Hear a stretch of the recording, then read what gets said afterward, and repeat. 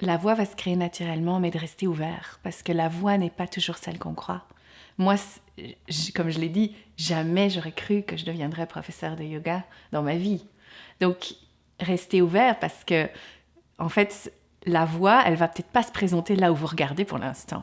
Peut-être qu'on force pour aller dans cette direction-là et qu'en réalité, en disant « Ok, je lâche prise là-dessus, on verra », il y a une autre voie qui, en fait, va, elle, couler de source et se faire naturellement.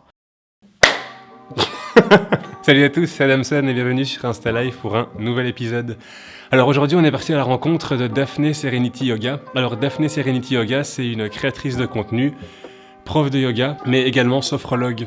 Alors le yoga et la sophrologie, pour ceux qui ne connaissent pas, ce sont des pratiques qui permettent de créer une connexion plus forte entre le corps et l'esprit. Son compte est vraiment basé énormément sur le positif, sur la détermination, sur la confiance en soi, sur l'acceptation de soi. Enfin vraiment, c'est toujours dans le positif. Elle est vraiment dans une dynamique en fait où elle cherche toujours à changer les choses négatives en positif et à toujours essayer de voir le positif dans tout ce qui lui arrive dans sa vie, etc. Donc voilà, je vous le conseille, surtout si vous êtes en dépression. Si vous êtes en dépression, allez voir son contenu, vous verrez que le lendemain vous serez guéri. Sur ce, si cette vidéo vous a plu, vous pouvez liker, commenter, partager. D'ailleurs, je vois que vous êtes de plus en plus nombreux à nous suivre, ça nous fait énormément plaisir. J'espère que ça va continuer comme ça. Sur ce, moi je vous dis à la semaine prochaine pour un épisode suivant et je vous souhaite un bon visionnage.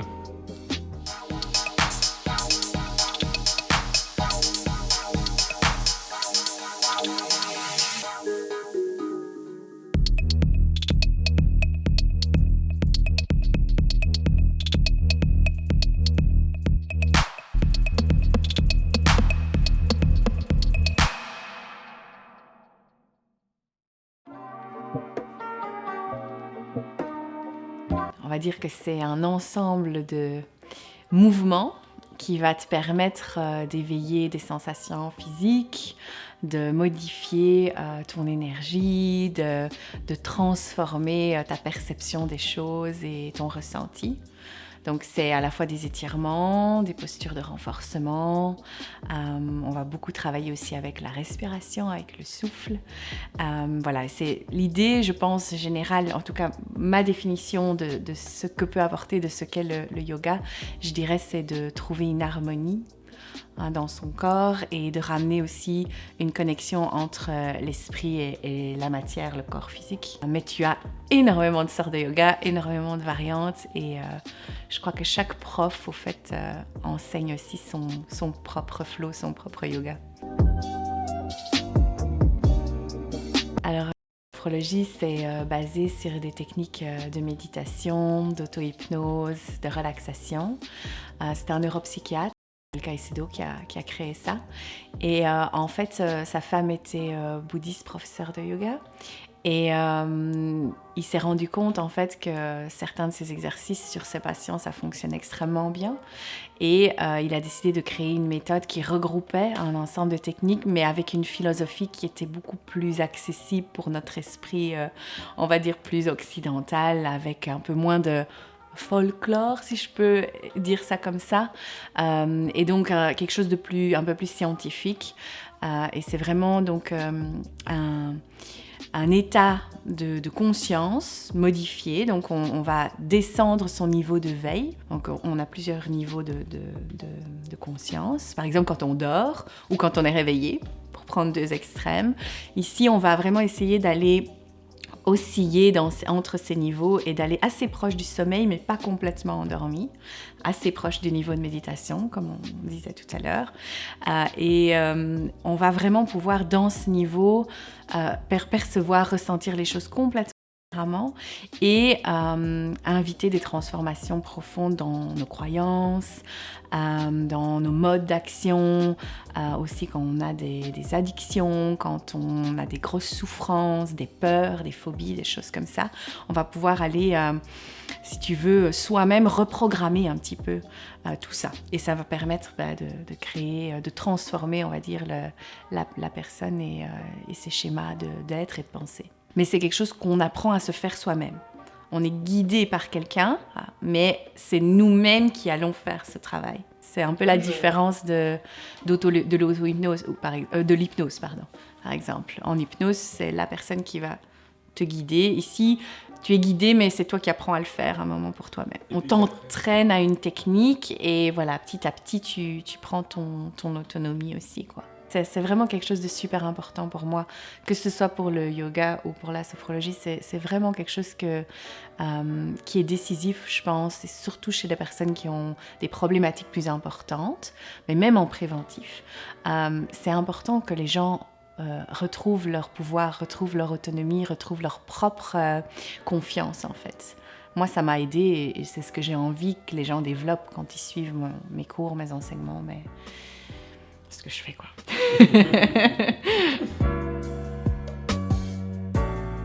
Je suis belge, je suis née à Uccle et voilà, je suis d'ici. Mes parents aimaient bien déménager, donc j'ai beaucoup déménagé quand j'étais petite, mais toujours, on va dire, dans la région bruxelloise, Brabant, Wallon. Donc voilà, on va dire entre Brennaleux, Uccle, Drogenbos, Linkebeek, enfin voilà, toujours dans un peu ce coin. Voilà, mais ouais. Alors en 3 mots, je ne sais pas. Je dirais que j'ai toujours été assez calme, assez posée. C'est quelque chose, j'ai jamais été, je pense, un enfant qui courait dans tous les sens et qui, voilà. Sinon, qu'est-ce que je pourrais dire? J'étais un peu rêveuse, un peu dans mon monde comme ça. J'aimais bien me créer des histoires dans ma tête. Voilà. Et puis sinon, j'étais... voilà, je sais pas, assez sage, j'ai toujours beaucoup suivi bien les règles. Parfois peut-être un peu trop Madame Parfaite. Voilà, je voulais toujours un peu plaire à tout le monde et faire tout ce que tout le monde voulait que je sois. Donc voilà, ça a été un petit travail après de un peu détricoter et faire ce que moi j'avais envie au final. Mais ça m'a mis un peu de temps. Et c'était quoi tes passions à ce moment-là? Ah bah donc le cheval, l'équitation, c'était vraiment... J'ai passé mon enfance dans les manèges, dans les écuries, à m'occuper des animaux. Ça, c'était vraiment ce que j'adorais. J'étais fille unique, donc voilà, c'est vrai que bon, pour moi, être en extérieur avec d'autres personnes, c'était vraiment ce que j'aimais, les animaux, la nature.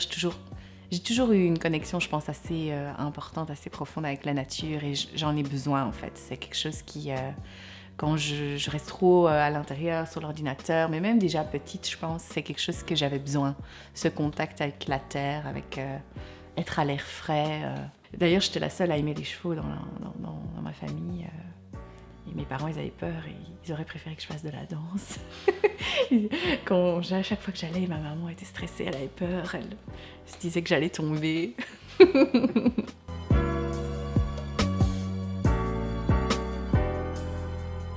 Mais alors en fait, donc quand j'étais jeune, j'ai eu des problèmes de santé assez graves à partir de l'adolescence. Et ça a été vraiment une période super difficile dans ma vie. Aussi bien physiquement, j'avais énormément de douleurs physiques que émotionnellement, psychologiquement. À un moment donné, voilà, quand on souffre comme ça et qu'on a l'impression qu'il n'y a pas de solution, qu'il n'y a pas de plan au futur pour soi, ben, on se pose quand même pas mal de questions. Et donc c'était une période assez noire, assez difficile de ma vie. Et à un moment donné, en faisant une rééducation, on m'a parlé du yoga. Et puis c'est comme ça que j'ai essayé la première fois. C'est d'abord la sophrologie en fait que j'ai commencé à pratiquer, puisque physiquement, j'étais pas du tout en état de pratiquer aucun sport, aucune activité physique. Et en fait, ça m'a énormément aidée à gérer la douleur, à apprendre à se mettre justement dans cet état dont je parlais tout à l'heure et de modifier complètement la perception de son corps, de ses sensations.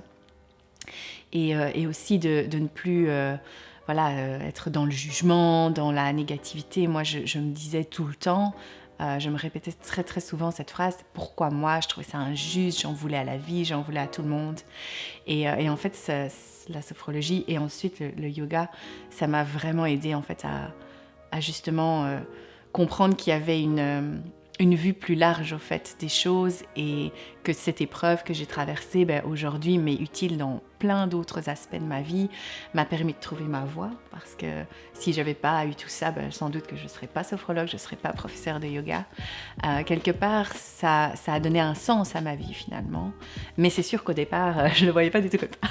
Et donc voilà, ça m'a vraiment à la fois physiquement transformée, mais émotionnellement, psychologiquement, énergétiquement transformée. Et voilà, mais au début, comme souvent je le dis à mes élèves, je me mettais au fond de la classe et j'avais vraiment très très dur. Physiquement, c'était extrêmement difficile pour moi de lâcher prise, de m'étirer. Voilà, donc ça a été tout un cheminement. Mais je bénis ce kiné qui un jour m'a parlé du yoga et qui m'a dit « mais tu devrais essayer !»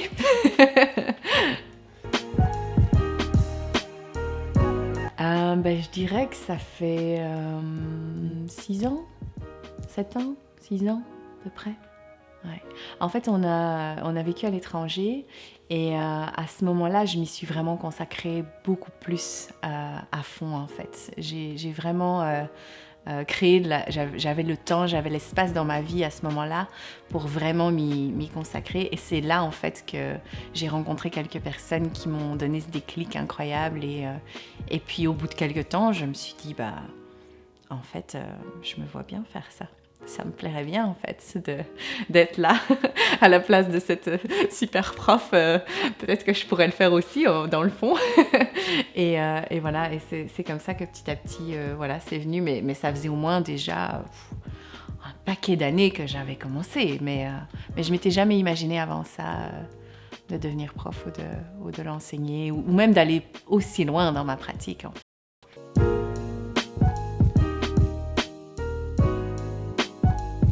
Alors j'ai suivi les formations et puis en fait ça s'est fait un peu tout seul. J'ai vraiment, on est revenu ici et simplement via une amie, j'ai téléphoné à un studio, elle avait fait son logo.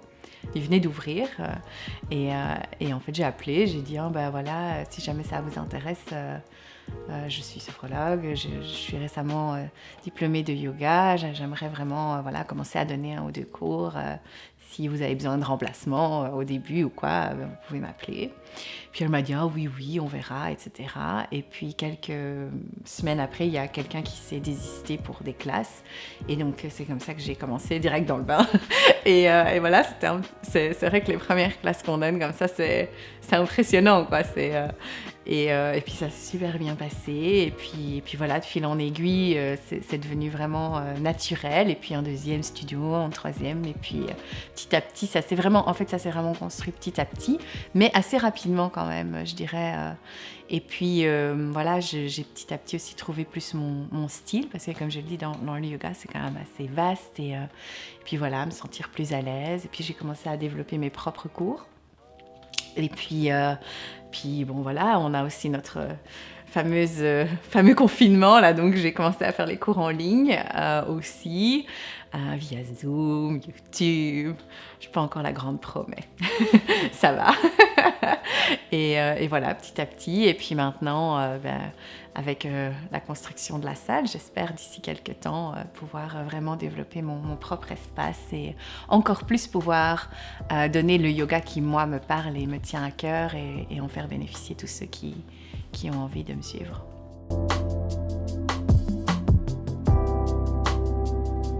C'est surtout, je pense, les limitations que je me mettais à moi-même.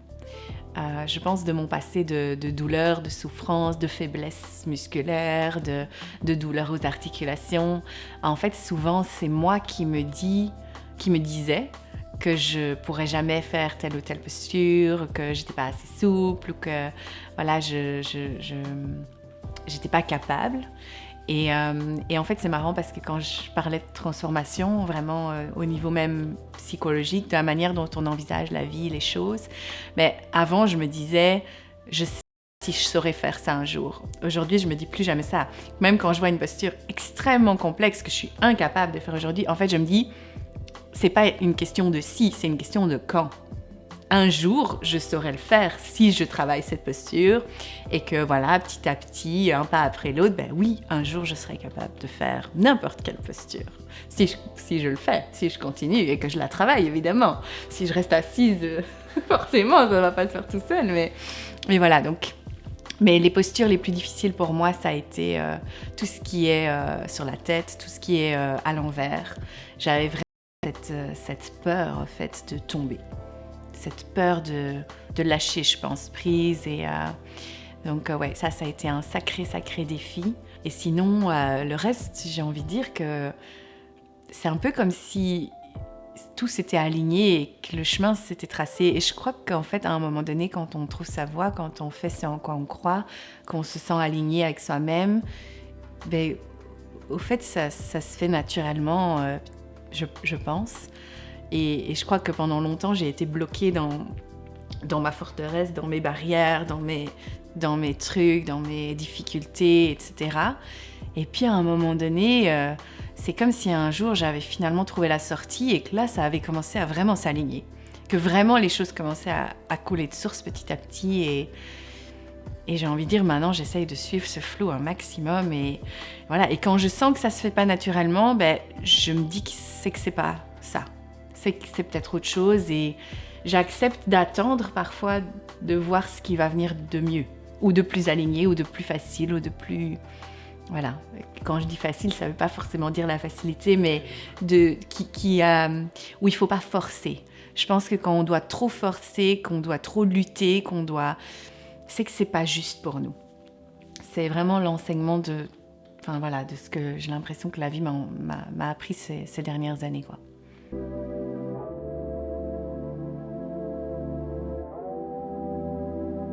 La voie va se créer naturellement, mais de rester ouvert, parce que la voie n'est pas toujours celle qu'on croit. Moi, comme je l'ai dit, jamais j'aurais cru que je deviendrais professeure de yoga dans ma vie. Donc, rester ouvert, parce que, en fait, la voie, elle va peut-être pas se présenter là où vous regardez pour l'instant. Peut-être qu'on force pour aller dans cette direction-là, et qu'en réalité, en disant « Ok, je lâche prise là-dessus, on verra », il y a une autre voie qui, en fait, va, elle, couler de source et se faire naturellement. Donc, ouais... Je pense la persévérance, d'accepter que peut-être parfois la vie ne nous emmène pas là où on croit qu'on doit aller, mais que peut-être que c'est pas pour une mauvaise chose ou que voilà. Je sais pas si ça t'est déjà arrivé dans ta vie, mais il t'arrive quelque chose et sur le moment tu te dis en fait c'est vraiment négatif, quoi. C'est vraiment pas bon. Ça peut être une rupture, ça peut être n'importe quoi. Et sur le moment c'est hyper dur, c'est hyper pénible. Et au final, quelques années ou quelques mois plus tard, avec du recul, tu te dis oh, mais en fait heureusement.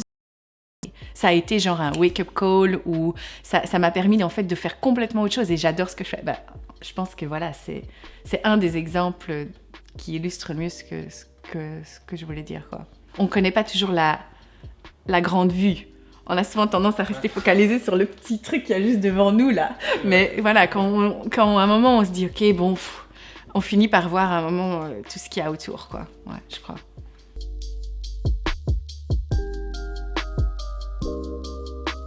J'ai commencé ma page quand j'ai commencé mon activité. Hein. Je t'avais parlé de mon passage en couveuse d'entreprise. Hein. J'avais été dans la couveuse Créajob. Et donc là, évidemment, ils nous ont parlé de l'importance des réseaux sociaux, etc. Donc j'avais créé ma page et j'étais pas très active, soyons honnêtes. Ce qui m'a vraiment poussée à me lancer, c'est le confinement. Donc voilà, voilà, j'ai eu aussi d'un coup énormément de temps que j'avais pas. Bon, après, du temps, voilà, ça veut dire souvent du temps un peu grappillé à gauche, à droite avec les enfants qui sont à la balançoire et voilà. Mais malgré tout, c'est ce qui m'a donné envie de mettre de l'énergie et de consacrer du temps aux réseaux sociaux. Et c'est ce qui m'a fait prendre conscience aussi que c'était quand même une énorme source pour passer ton message. Voilà, moi, si je fais ça aujourd'hui, si je suis prof, c'est parce que j'ai envie que les gens bénéficient quelque part de mon expérience, de ce que moi j'ai ressenti et de ce qui m'a aidé. J'ai envie de le partager à un maximum de personnes, au plus que je peux. Et d'un côté, je me dis, en fait, les réseaux sociaux, c'est génial pour ça. Parce que tu peux toucher des gens partout dans le monde. voilà, ton message peut vraiment avoir une large audience. Et donc, c'est ça qui m'a motivée, quoi.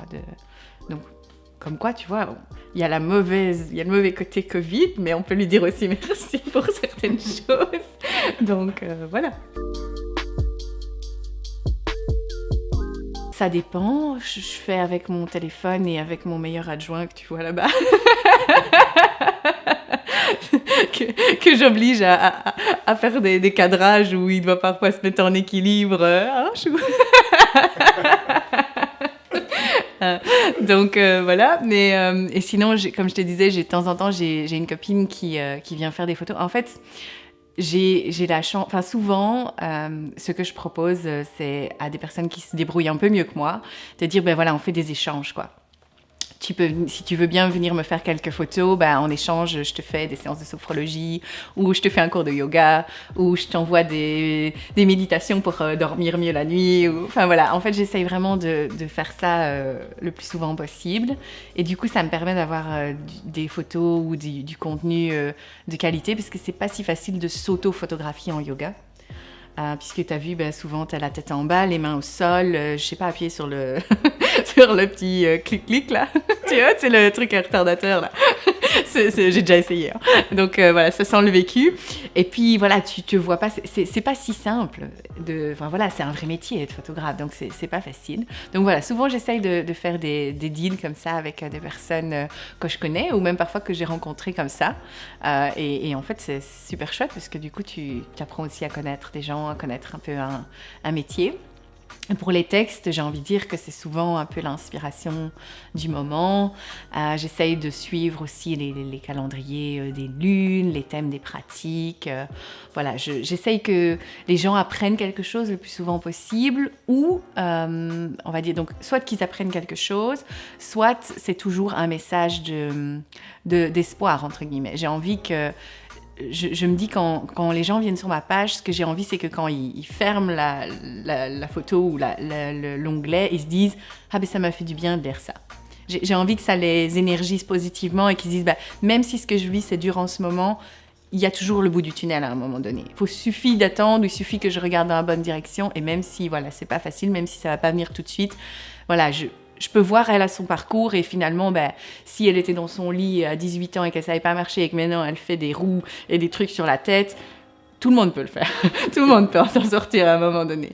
C'est vraiment ça l'idée de cette page. C'est voilà, que quand quelqu'un va dessus, ils se disent c'est encourageant, c'est motivant, ça me donne envie de prendre soin de moi, ça me donne envie de faire quelque chose pour que je me sente mieux et pour harmoniser mon corps, mon esprit. Et je crois qu'en ce moment, en plus, on en a tous besoin, quoi. Donc, voilà, moi aussi, j'ai mes moments de down. Hein. Faut pas croire, évidemment. Hein, mais on va dire que même quand il y a du down, à un moment donné, on peut choisir de regarder ce qui va plutôt que ce qui va pas. Tous les jours, je répète ça à mon fils.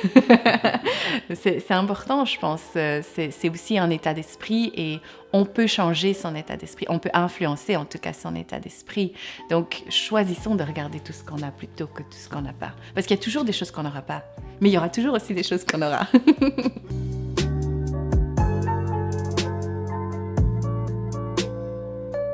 Je fais mon yoga. Non, mais c'est sérieux.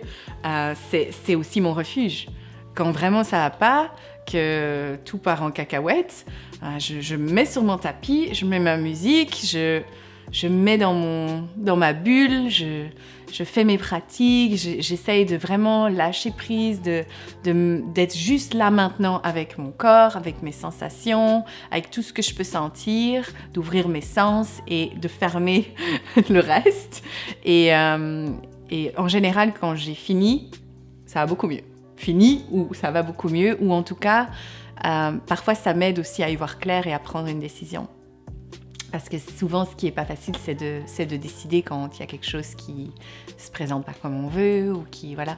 Et donc souvent, quand je fais ma pratique, que ce soit de la méditation, du yoga ou de la sophro, souvent, c'est à ces moments que je vais avoir l'inspiration, que je vais avoir l'idée. Aussi de mes posts, ça arrive assez souvent que je donne une méditation, par exemple, et à un moment donné, j'ai comme un truc qui me vient, et me dit « faudrait que je parle de ça aujourd'hui ».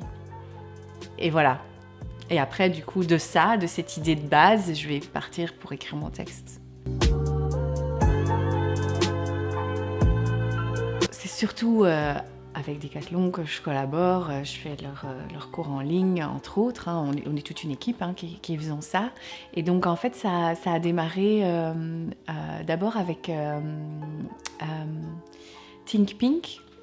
Donc, pour le cancer du sein, ils avaient décidé d'organiser une semaine en ligne de yoga à offrir pour les personnes. Et en échange, les gens pouvaient faire des dons. Donc, c'est vraiment comme ça. Donc, quelqu'un m'a demandé si je voulais participer.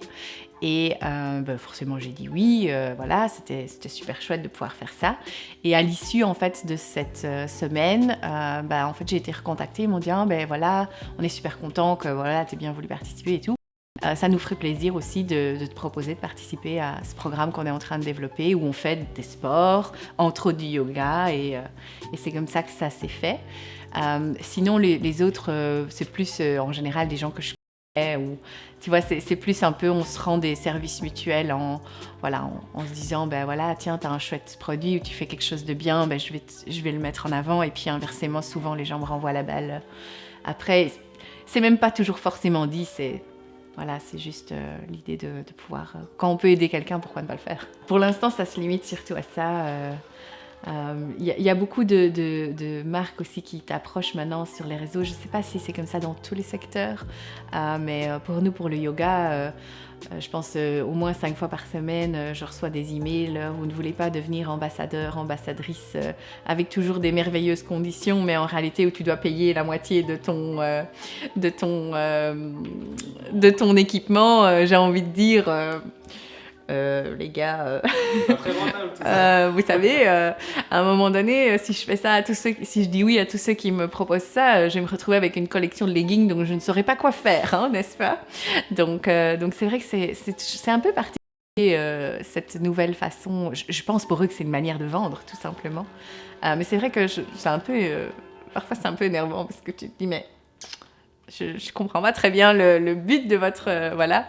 Mais voilà. Mais donc, non, ça se limite, on va dire, plus ou moins à ça pour l'instant. Et puis, c'est bien. Et puis, si d'autres choses se présentent, tant mieux. Mais voilà.